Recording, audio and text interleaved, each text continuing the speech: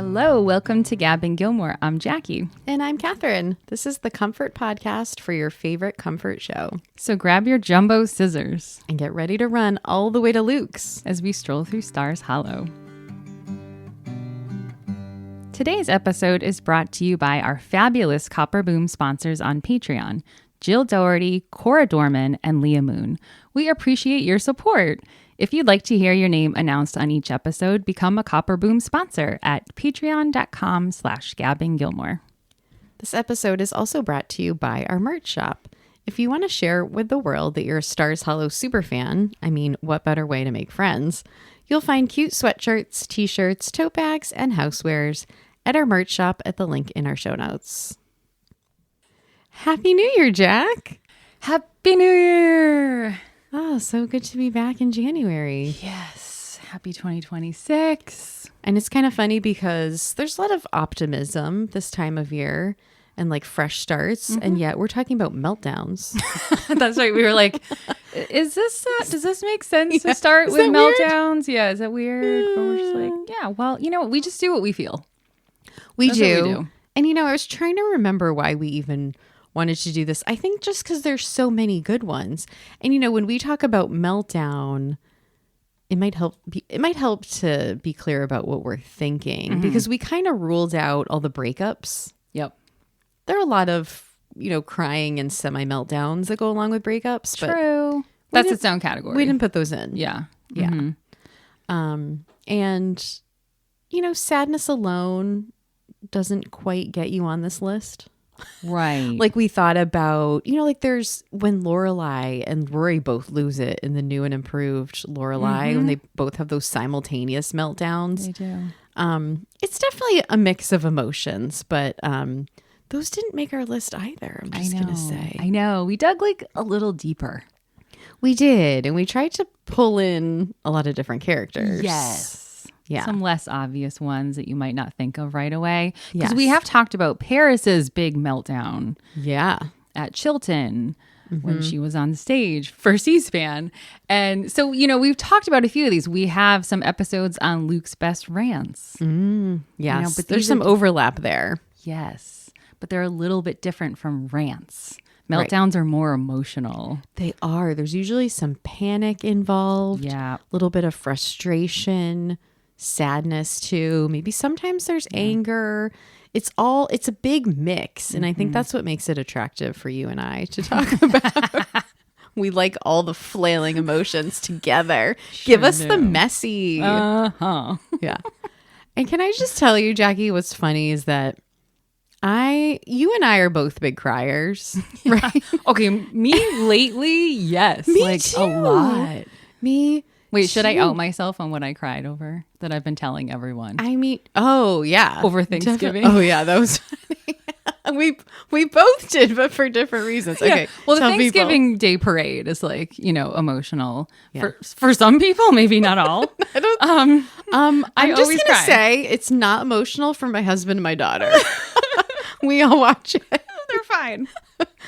I always would cry at like the, you know, Santa, of course, at the end. But when I cried this year was when Santa came. The out. Rockettes, when they start kicking, I think I that's start crying. hilarious. But this is not the funniest part. I just snorted. Because that's every year. This year, I cried at the K-pop Demon Hunters. right. The three women who voice, you know, the song, the real singers of like the song. I don't even know what it's called. I didn't even watch it. Dude, I don't know. But I, like, my knew the daughter song. watches it all the time, and I don't know it. Does? I'm gonna watch She it. used to, yeah.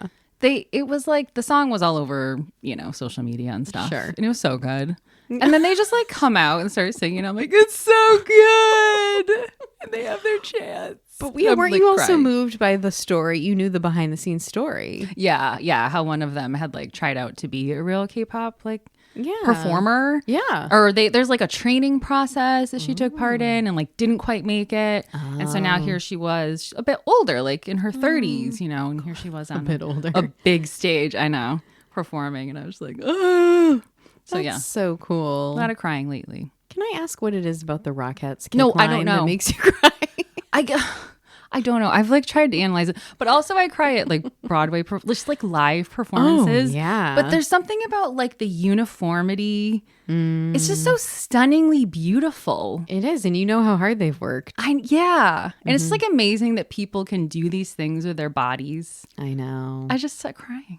But see, I feel like I still think I can do stuff like that, even though we can't. Excuse you. I'm sorry. Speak for yourself. No, really. Every time I see people dancing, like professional dancers, I'm like, yeah, I can do that. And then I'm like, oh no, I can't do that anymore. I do that. I mean, I was was dancing. never like as good as them, but like we danced a lot. I feel like if I just set my mind to it or like decided to dance, that I could just do it. Yeah, like Dancing with the Stars. But it's like, no, I don't think I can get my leg up that high anymore. Yeah, Dancing with the Stars. Yeah, like if you went on, it's like, I Right. could probably be pretty good. I'd probably hurt myself within like 2 weeks and have to go I always off. say that. I'm like, if I was doing that, they fling each other around. I'm like, my neck would have snapped already. So many things. Yeah. Okay, so the moral of the story is we both we've cry been a crying, lot. right. And so like the tears are always just at the surface for me too. And this morning I cried about something that will probably make you laugh. What? But I was doing this dance workout and it was Already funny. 90s workout. Yeah. So fun. Yeah. And at the end, it was Hold On by Wilson Phillips to like cool down. And I'm like, someday somebody's going to make you want to turn. And I'm just like tearing up. Like, what is going on here? There's something about like when you listen to music that you listened to when you were 12 that you loved. I think that's part of what it is. Yeah. And those words have meaning. I remember sitting on the couch with you and reading the inside of the cassette tape. Oh, I love doing that. Yeah. Yeah. And all of a sudden I was like, I was like my daughter's age. I was like right. 9, 10. And all of a sudden you're middle age and you're like, oh, well, Right. this still has meaning. Hold on for one more day. Yeah. In a different way. The tears come. So anyway, This is people. like life lessons with Gabbing Gilmore. It is. We're a little raw. Yeah. We're always like that. So if people's meltdowns make us cry, don't be surprised. Yeah. There you go. Could happen. Yeah. All right, y'all. So we have top 10 list, couple honorable mentions we'll get into, couple ties. So bear with us.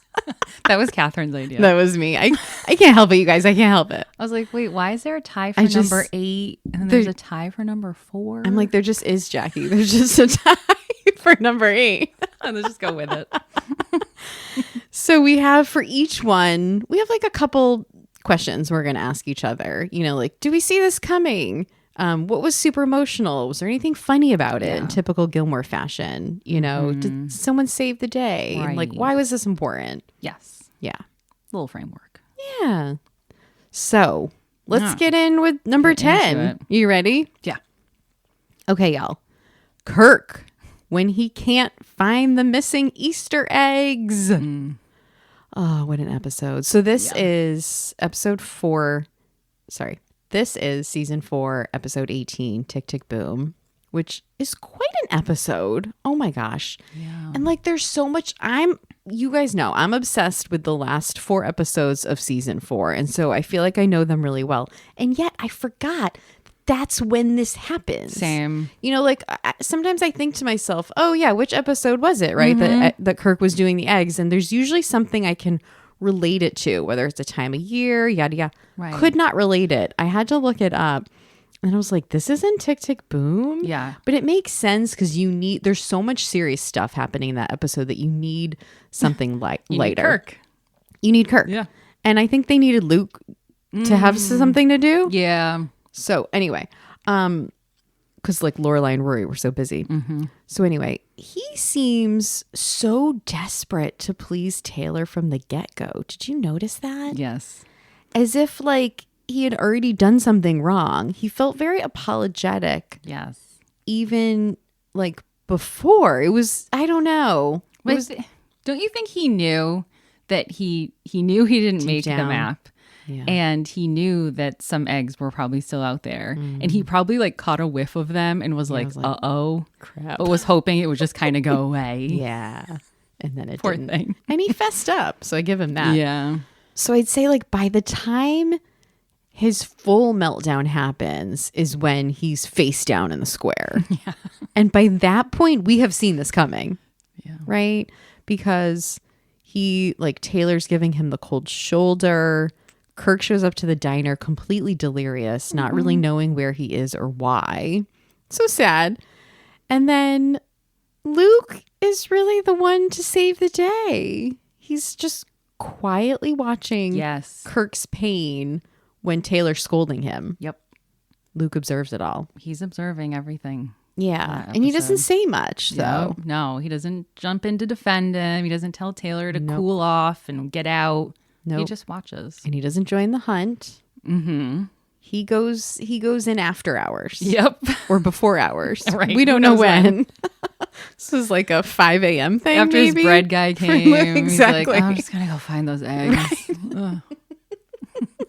It's like another job, right, that Luke doesn't want to do but feels compelled to do, like making the table for Jesus and the disciples. I have to say, like, the 2000s humor that I love in here, obviously, you know what I'm going to say. I don't. The Howard Dean speech. Oh, yes, that was right before they started. Leading up to the meltdown. Yes, right.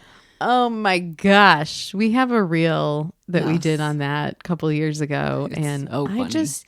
I mean, Sean Gunn does so well. Yeah. Being Howard Dean. Yeah. If you don't know what it is, we'll circulate it again. Yeah. Very timely reference. Yow! Sorry if I just hurt everyone's ears. So for me, like the saddest part is when Kirk is saying, I let Taylor down. I let the whole town down. He won't like me anymore. Mm-hmm. And I was like, oh my gosh. For the first time, it kind of hit me where, Kirk's like his wound. Yeah. If I could say that. Deep. Yeah. Or just, like his personality type. Mm-hmm. Like he's so desperate to please from being ignored by his family. Mm-hmm. Be accepted. And it's so sad. He just wants Taylor's approval. Yep. To be part of the town. Because if Taylor is shunning him, then that means the town will shun him. Exactly. And then he'll have nothing. Right. So he needs Taylor's approval. Right. Because he wants to kind of follow in Taylor's footsteps, I guess. He wants to be the successor. Yeah. And to be helpful. So yeah. I thought it was so sweet. The part that makes me cry is when Luke says, tell Taylor you found them. Yes. Be the hero. Yeah, Luke. Oh. Give Kirk one. Woohoo. I love you, Luke T. Yes. I'm like, you know what? I do too. It was so sweet. Yes. He gets his redemption. All right. So number 9. Yeah. Let's do it. Jackson. Jackson gives us some good meltdowns. He's hilarious. I love him. I mean, people don't like that he yells so easily. I know, I do. Or like gets flustered so easily. Yeah. I love a yeller. This is where my husband and I go different ways. I love a yeller, like Billy Eichner. I think it's hilarious. Oh my God, I love him. My husband's like, turn that off. That's not surprising at all. So I love Jackson. Oh my God, it is funny. I guess I do kind of like yelling too. It's just funny. Yeah. So this is in season 5, episode 9. Emily Says Hello, when Jackson is town selectman. And he is really struggling with his role. He's in the heart of it right now, like in the middle of it. Yes. And we encounter Jackson yelling at Sookie and Lorelai, who were just having a conversation like outside of Sookie's house. And all of a sudden, Jackson comes out waving this huge pair of scissors over his head. Oh my gosh. Yelling, I told them I wouldn't do any ribbon cutting ceremonies. Yep. And they're like, who? And he says, the lunatics who voted for me, which is so telling of how he's viewing this whole thing. He never wanted the job. No, and he thinks that they are lunatics for voting for him. Them out there, those people. As if he hasn't been one of them. Right, in like the past. He's separate from them. Yeah. So this is the downfall of every politician, Jackie. Yeah, You see yourself as different from your constituents. Watch right? Scandal. Right. I'm going to say that in every episode. So the Palladinos quickly throw us 2 Godfather references in this meltdown. They do. Fish on the doorstep and the horse head in the bed. And if you're not familiar with The Godfather, the fish and the horse head symbolize the death of someone in The Godfather. So Jackson is saying that these mean death. Right. Like these scissors mean death. And isn't the horse head is also like, we're coming to get you. Yeah. Like we Right? killed someone and but, like, you're probably next. Yes. Yeah. It's like, it's kind of threatening. yeah, of course. Yeah. Yeah. And I did tell my daughter the other day because I was like watching one of these clips in preparation. Might have been that one. And she heard the Godfather thing. And I was like, I know most of what I know about the Godfather from Gilmore Girls. That's where you're going to learn about it first too, before you actually see the Godfather. I actually watched the scene with the fish. You did? Yeah. Oh my gosh, I haven't Wrapped seen it in up so in like long. a vest. Yeah. It's like, wow. what really is this? But anyway, I need to watch it all again. Yeah. But it's funny how threatening he finds these scissors. And it's so right now Jackson just doesn't feel like he has any agency in making decisions as town selectman in his role. Something that Taylor always had is agency. And there are very real expectations by the town that Jackson needs to meet. And somehow he just didn't anticipate any of these before running. No. And so it's like both funny and heartbreaking how unprepared he is to lead. Yeah, because Taylor wielded his authority so easily. Yes. But I think that makes people think it's easy when it's not. Because Taylor has to wield it often. I think Jackson is not ready to be like, dude, this is when the town meeting is. This is what's happening. This is not what's happening. He's just like running away. Yes, he is. You know? He has no idea how to set those boundaries. And these scissors are perceived as a huge threat. They are. The scissors. Them. Yeah. Oh, Jackson. We might see Jackson again, I think. We Gonna might. see him again. I feel like we haven't done enough of Jackson on the pod. Do you guys want more? Tell us. Yeah. Okay. All right. Coming in at number 8. So we have 2 number 8. Now the reason, well, I'm not going to try to justify this. We have 2 Sookie moments. Yeah. 2 really awesome Sookie moments. Yeah. All right. I'll take the first, which is Sookie at the Lord of the Rings party, season 4, episode 3, The Hobbit, the Sofa, and Digger Styles. There's so much happening in this one too. And can I just say a lot of these meltdowns are season 4? Yeah. And like, I don't know if that's just because I love season 4 or there's just a lot going on. Yeah. I don't know. either, honestly, Yeah. because I'm the same. Okay. So like, I feel I did not really see this coming. And not Sookie's doubt. Maybe the food fiasco. Yes, we could kind of see coming that Sookie was not prepared at this children's birthday party to have children's food that they like. So that I think we could see coming a little bit, but I did not really know that she would panic so much about being a parent. Yeah. And I found that really sad. So first, I just want to say this is a long meltdown. Like many minutes. Might be one of the longest really in Gilmore history. I think she and Lorelai are in the kitchen for like 6 minutes talking. wow. That's kind of a lot for a Yeah. scene. Now, what makes this so great, of course, is like Melissa McCarthy is on here a lot because, in my opinion, they must have written these scenes specifically for her because they knew she could devour them. Yep. And she did. And a lot Every of times single one of them. Lorelai is opposite her. Yeah. And they are good together. They really are. Their chemistry is so good. It brings out something different in Lorelai. But like Sookie's, really Melissa McCarthy's physical comedy just takes it over the edge. Like the funniest part for me is actually, I'm going to skip to the end when she's like, okay, I'm okay. I'm all right. And she goes in, but someone has thrown up and she comes back. She's like, I'm okay. I'm just going to go over there and be, yep. Okay. And just the way she does it is so good. Like you can't teach that in acting school. No. And so relatable. It is. Like, so she makes us feel like we would do that. Like we'd have the same reaction. And her physical gestures just really highlight everything that she's saying. And it goes together so well. But then like the part that is so sad to me and so heartbreaking is when she kind of not just makes fun of herself, but, says, come on, Jackson, let's have a baby. Yeah. I'm pathetic. Oh, I'm going to be a bad mother. I'm like, oh, Sookie, you're being so mean to yourself right now.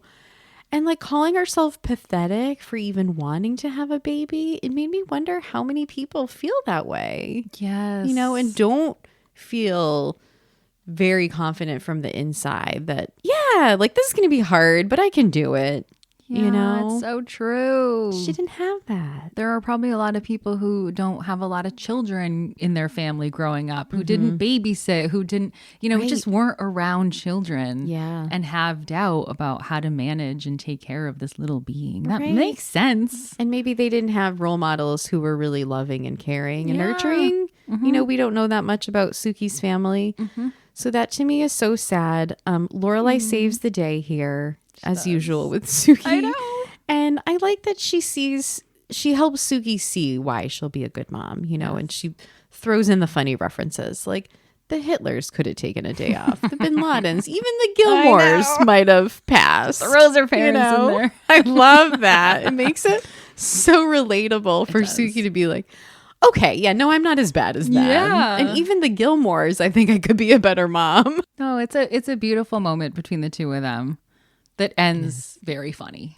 It does. With Melissa making us laugh. Yes. And they it's so weave well it done. throughout. Like one of the lines that makes me laugh the most is when she's like, what is this cake? And she goes, chocolate with a rum raisin tropical fruit ganache. It's funny because even when So they're doing the good. planning of the party, you can see Sookie ignoring Lorelai's Yes. suggestions for food. Like she's really not paying attention. No. So it's interesting. It's like she had to have this meltdown. She did. Because in a way, it seems like she was kind of ignoring her pregnancy. Like maybe she was ignoring some of those fears that might have been trying to get in, and they had to come out. She had to come acknowledge out. them. Yep. It was good for this to happen Yep. now before she was, right? Like too close. Yeah. Giving birth. Absolutely. Which, Speaking of, yeah, which we'll get to. before we get there, we have Sookie on the night before her wedding. This is our next Sookie meltdown. Yeah, going back in time a little bit. Going back, season 2, episode 22. I can't get started.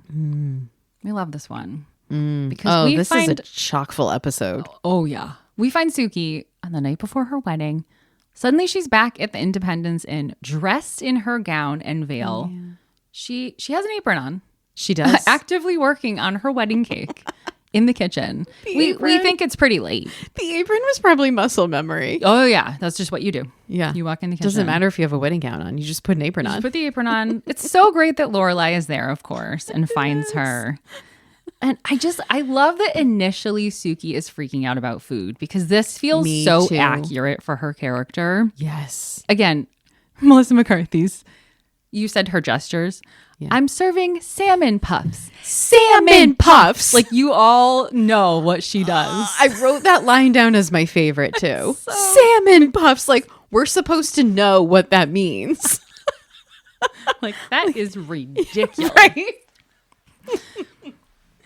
She quickly segues though out of the food. Yeah. And into the fears about her marriage failing. Yeah. And it's so sweet. She's talking about wanting a guarantee and not wanting a second husband. And she wants this marriage to work. And it's sweet how quickly she's willing to open up about that with Lorelai.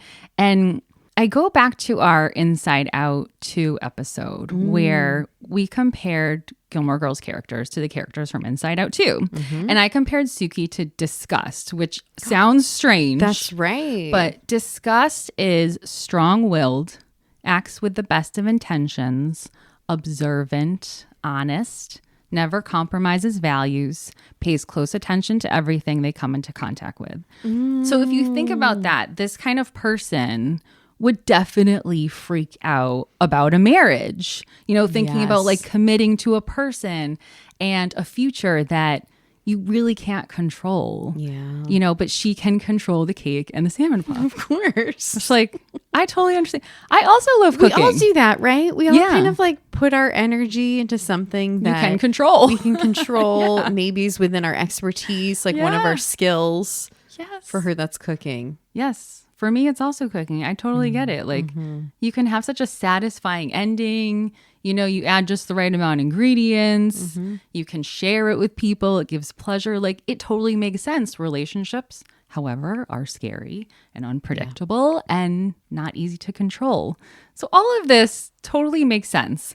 But let's talk about the physical comedy, because we can't not. Sookie is walking back and forth from the cake to these other tables on either side of the cake, grabbing different things. And every time she grabs something, Lorelai just removes it from her hand. Gosh. I have to go back and watch that. Sookie picks up something else and starts doing something else without missing a beat. Yeah. So again, like they're really working off of each other. Yeah. It's very funny. Wow. I wonder how many times they did this scene. No kidding. But Sookie is talking the whole time. And Lorelai's just kind of trailing behind. Yes. And then eventually Lorelai talks her down and says all her like great best friend things. Yeah. She seems to know how to console Sookie She does. in these moments and like what Sookie's MO is, and that she's got to let her like get a little crazy, get all the feelings out, and that she'll come down after that. Yeah, like she recenters her, like, you're beautiful. Look at you. You're in your wedding dress. She really brings her to the present. Oh. Yeah, and as we said in our weddings episode, which was such a fun one, this was like what they gave us with Sookie in her wedding gown, because we don't get much of her and Jackson like at their actual wedding. There's a lot of lead up, but then it's kind of all about Lorelai and Rory and their guys. So this is, I think it's like a sweet gift of Sookie in her element. Yes, panicking, but also we get to say, oh my gosh, you're so beautiful for a moment too. Yay. Good one. All right, we're switching gears here to number 7, when Jess melts down to his father. In Here Comes the Sun in season 3. Jimmy. Ooh, Jimmy. Should we have seen this coming? I feel like we should have, but I did not. Jess kind of makes it seem as though he's just taken off and traveling, like, I'm sick of this, right? Like, I'm not graduating high school, so I'm just going to take off. And that's what Jess would have you believe on the exterior, but there's so much going on underneath that. And it's not revealed until this moment with Jimmy on the boardwalk, because even when he arrives in California, like, he doesn't look panicked. Right. Yeah. When we see him even on the bus with Rory before he leaves Stars Hollow, he looks, a little preoccupied, as Luke would say, but not that far out of Jess's character. So when he really has like the full meltdown, it just hits me a different way. I think because we've never really seen Jess yell this much. I mean, he and Luke have had their spats, right? And they've gone at each other a couple times, but it feels so different, doesn't it? Yeah. When he just says, "You have nothing, I have nothing." It's like chills. Ooh, chills. It cuts right into your heart. And he's heart. right. He is right. He's never been so needy with the people around him. No. And asked for something. He talks around things. He pretends. He puts up walls. Yeah, he plays the cool guy. And especially to bring this to his father, who he's not close to, is significant. Because this is like a last-ditch effort. He has nothing else. He really doesn't have anything else. He's not graduating high school. Yeah. He left his girlfriend behind. He left his stable place at his uncle's. Yes. He left his jobs at the diner and Walmart and all that stuff. He truly doesn't have anything. And Jimmy's like reading the situation wrong and making it all about himself. Ugh. And Jess is trying to say, look at me in front of you for a minute. And look and realize I have nothing. And can you help me? So true. And it took yelling at him. It did. And saying like, I don't need a daddy. Yeah. I just need a place to crash. Like, wake up, Jimmy. Right. Which like Jess might think is true. I don't know if it is 100% true. Mm-hmm. He does need some kind of adult figure in his life. Yeah. I mean, I know what he means. Like, I'm already grown up. It's too late to throw me a Teenage Mutant Ninja party.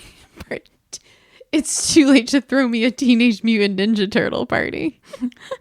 That was like our very 2000 reference, but it's really back to the 90s. It is. Why are they one of those? They just keep on going though, right? It does. They live on. Teenage Mutant yes. Ninja Turtles, like people are still celebrating them, right? I believe so. Like having themed birthday parties. And Yes. Is there a show on? That was like a favorite game these two little boys I babysat for like to play. Oh my God. In the 90s. Remember this. They would be like, can we play Teenage Mutant Ninja Turtles? I'm like, all right. I don't even know what this is. But Right. I'm like, all right. What am I supposed to do? Play along. Am I Leonardo? Yeah, I don't know. Or who? So Milo, what is it? I think it's Milo. Yeah. Isn't Didn't Mom in, tell like, us it's Milo in Italian? and Spanish, the I is E. Milo. All right, well, let's call him Milo. I mean, he got a lot of dialogue here, a lot of passion, more so than usual, and I think he really nailed it. Now, when we talk about who saved the day here, I'm going to say it's not Jimmy. It was freaking Sasha. Yeah. Okay. And so, like, if you missed our emotional labor pieces, go back and listen to those. We talked about her, I think, more in the second half of emotional labor, because Jimmy did not, the whole time they're having this conversation, he's like, Sasha was right. You know, she's the one who prepared him to know that Jess might be in trouble. Jess might need a place to stay. Jess is probably staying for dinner. All these things that Jimmy had not considered. No. And then he puts it on, well, you know, I have to check with Sasha to see if it's okay. And you imagine that she helped him to have a deeper conversation about how he was going to show up for his own son, and like what they were going to do. I would have liked to have seen that conversation. Yeah.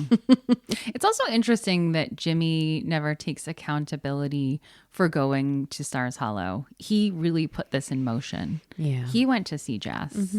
He at least admits he was scared. Or like I chickened out. Yeah, but he's yeah. the one who started this ball rolling. And now his son is in front of him. Well, Jimmy started this. So true. So true. Here you go. And he's kind of like, why are you here? Yeah. I'm like, well, you came to see me. Yeah. So you piqued my curiosity. Yes. So here true. you go.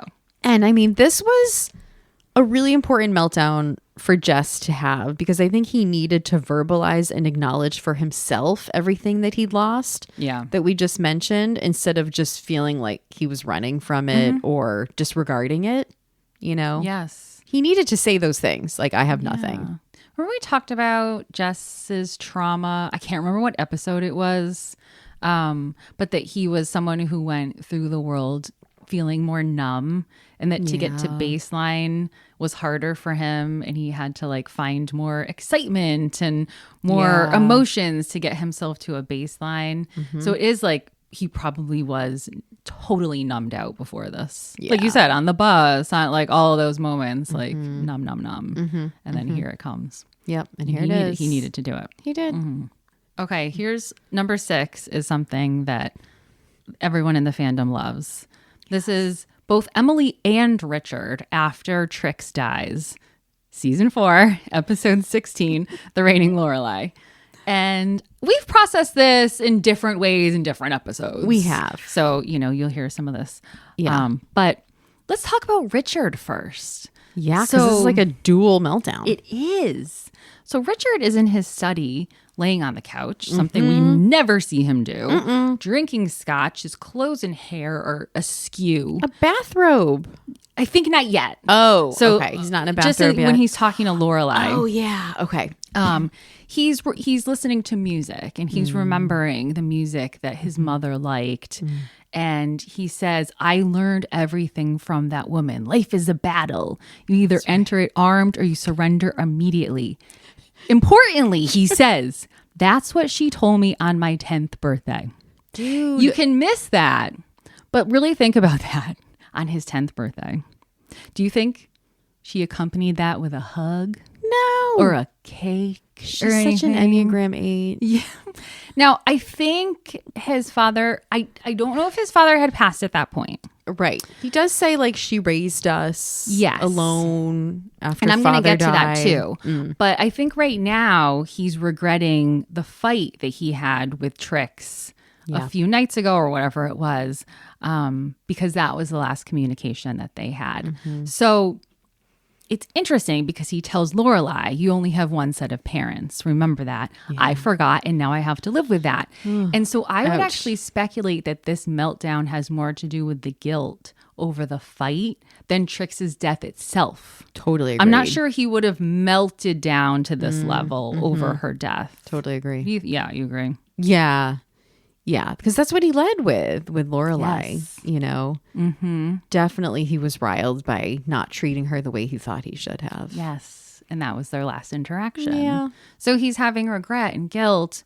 And then he talks about how Trix led the family. Then he goes into this after his father died. And it does seem he has a reverence for her. Rightfully so, right? For, pulling the family along. And I was thinking this probably explains why he excused her bad behavior all those years. The Trix, you're so bad.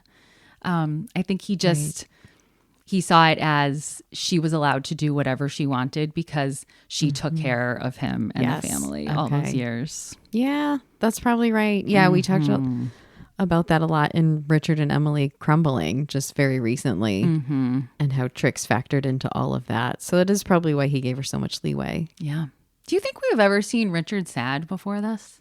Do you recall? Good question. Sad. He's devastated. Have you ever seen him sad? Or have regrets? Richard doesn't really do regret. Right? So that's why this is so interesting. Anger, sadness. Yes. Those are pretty much his emotions. So he has both regret and sadness here. And Lorelai is very sweet with him. Again, Lorelai is a support person. I know, right? And she's very patient, even though he's kind of lecturing her about like, treat me well, because you never know when I might keel over, And she's like, Yes, Dad.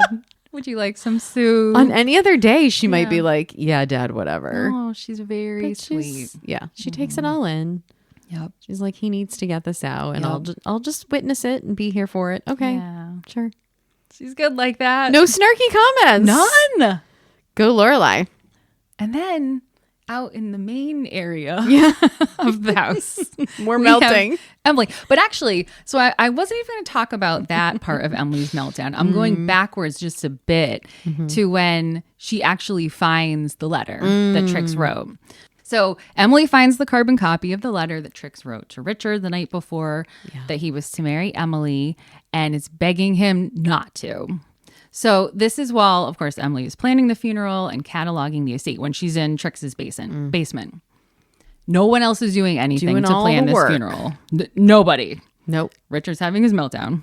Yep. He gets to cry in his study. The important line here is Emily says, "Fine, because I am done. Done with anything having to do with that woman." Lorelai says, "But Dad," and Emily interrupts and says, "Skip my best friend's funeral to golf. That's what your dad did."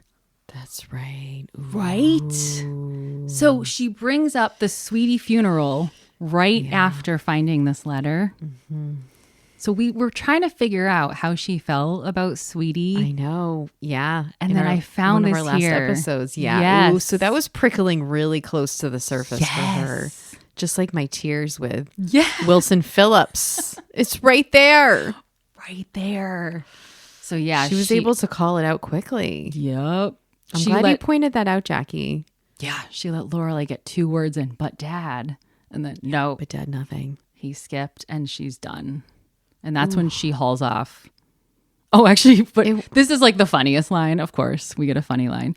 She says, "Better yet, throw the old harpy's carcass in a ditch. Let a wolverine eat her." And then like hauls up the stairs and like, "I'm going to have a drink." So funny. And then there's another funny line. Oh my God.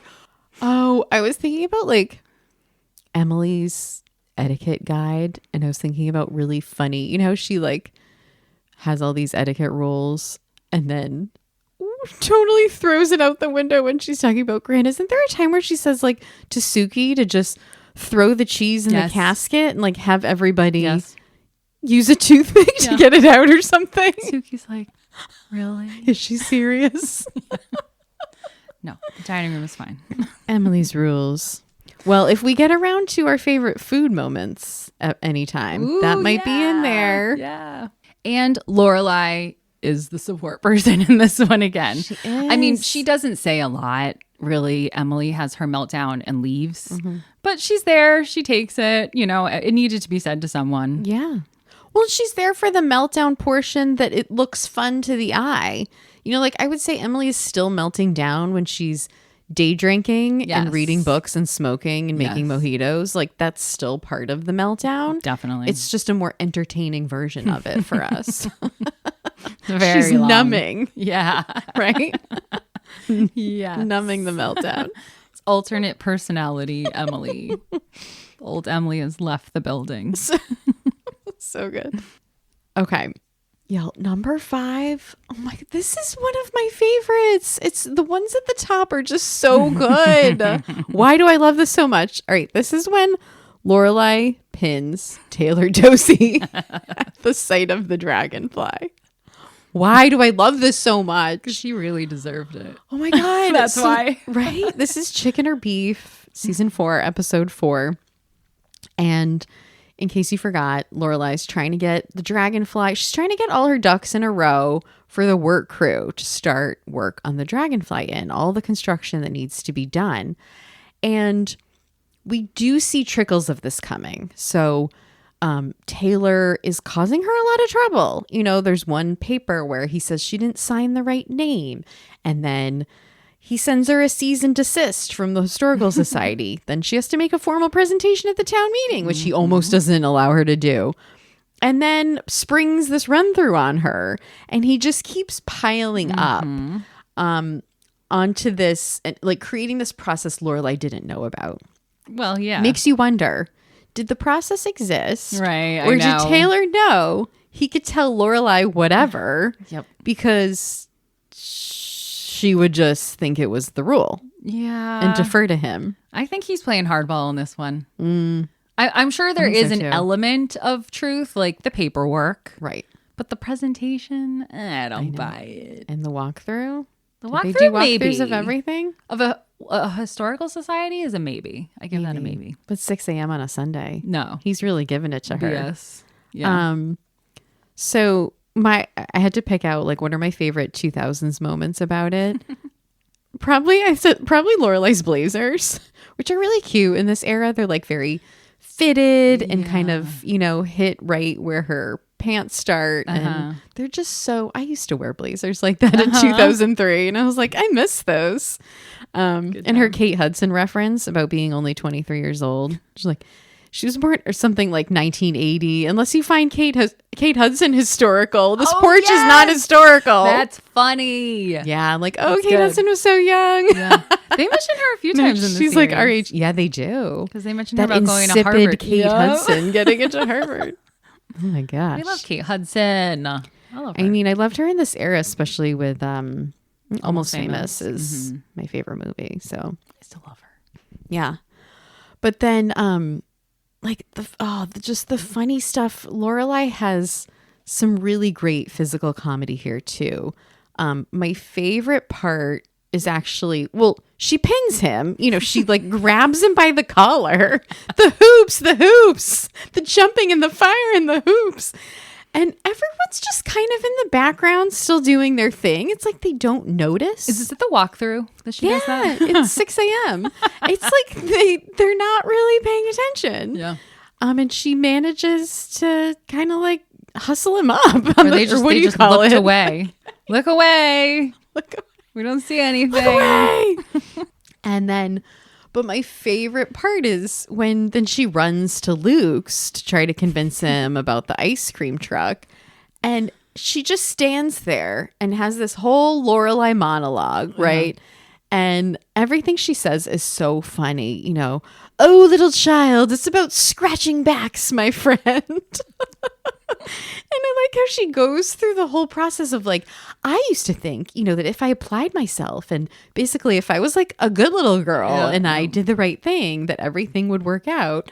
And then she's feeling like, no, it's all these dark rooms and trades and deals. I'm like, Lorelai, did you really think that? I don't know. Like, you watched your father in business, and she's pretty like savvy, and She I don't know. I'm is. like, really? You were a good little girl? I don't know. I know, right? Like, it's she's still been funny. running the Independence Inn. Yeah. With like making, quips Yeah. and suggestive. Getting things however she needed to get them. She did. Yeah. She did. But maybe she's not surprised when it's her doing like the sweet talking. But when someone else is pulling the wool over in her eyes, it doesn't feel so good. There you go.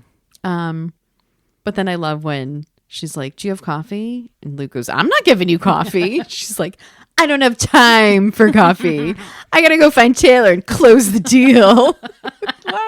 I love her, the way she acts that out. It's so good. Yeah.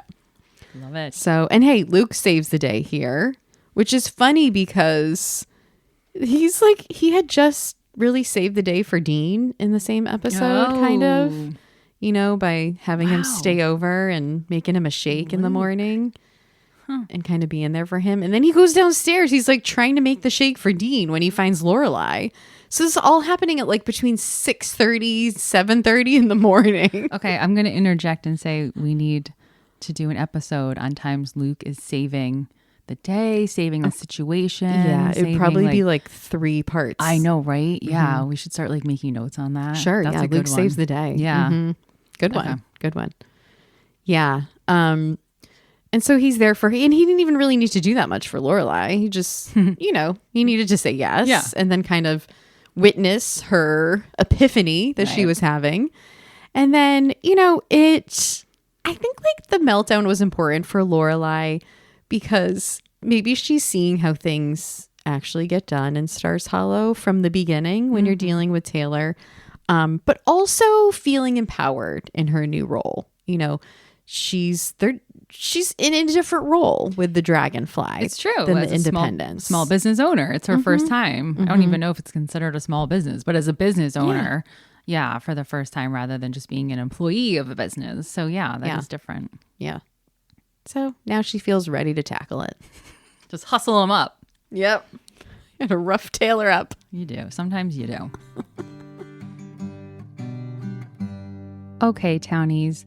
We are going to pause here because it turns out we just had too much to say about the meltdowns of Gilmore Girls that we're making this a 2-parter. So we will be back at the end of the month with part 2. Keep an eye out for that. In the meantime, how about I leave you all with a Totsie and let me know if you can relate to this. So you all remember when Lorelai and Rory go on their trip to Harvard, right? And before they get to Harvard, Rory is obsessing about the map and she wants to fold the map perfectly.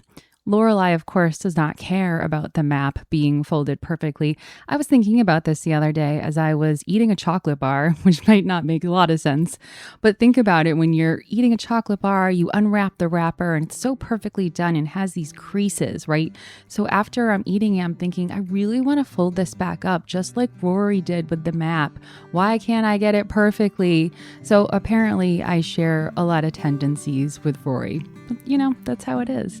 But anyway, thanks so much for joining us this week, and we will see you all next time. Copper boom.